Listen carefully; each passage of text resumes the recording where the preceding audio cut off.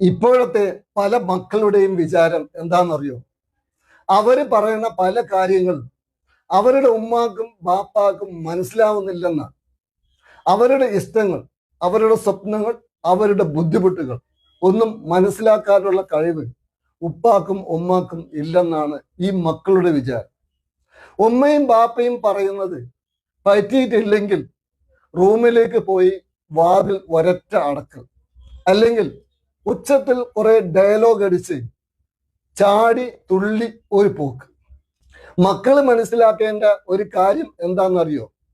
നിങ്ങൾ ചെറിയ മക്കളായിരുന്ന കാലത്ത് വർത്തമാനം പറയാൻ പഠിക്കുന്നതിന് മുമ്പ്, അല്ലെങ്കിൽ നിങ്ങൾ നടക്കാൻ പഠിക്കുന്നതിന് മുമ്പ്, നിങ്ങൾ ഉണ്ടാക്കിയിരുന്ന ഓരോ സൗണ്ടിന്റെയും അർത്ഥങ്ങൾ മനസ്സിലാക്കി നിങ്ങളുടെ വിശപ്പും നിങ്ങളുടെ സങ്കടവും നിങ്ങളുടെ പേടിയും ഒക്കെ മാറ്റി തന്നവരാണ് നമ്മുടെ മാതാപിതാക്കൾ.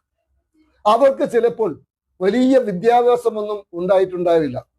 നിങ്ങളെ ഫിസിക്സും ബയോളജിയും കെമിസ്ട്രിയും അവർക്ക് മനസ്സിലാവണമെന്നുമില്ല.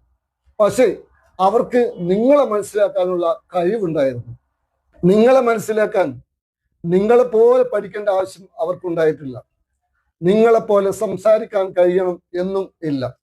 പകരം ഉമ്മാനെയും ബാപ്പാനെയും ഒന്ന് പഠിക്കാൻ നിങ്ങൾ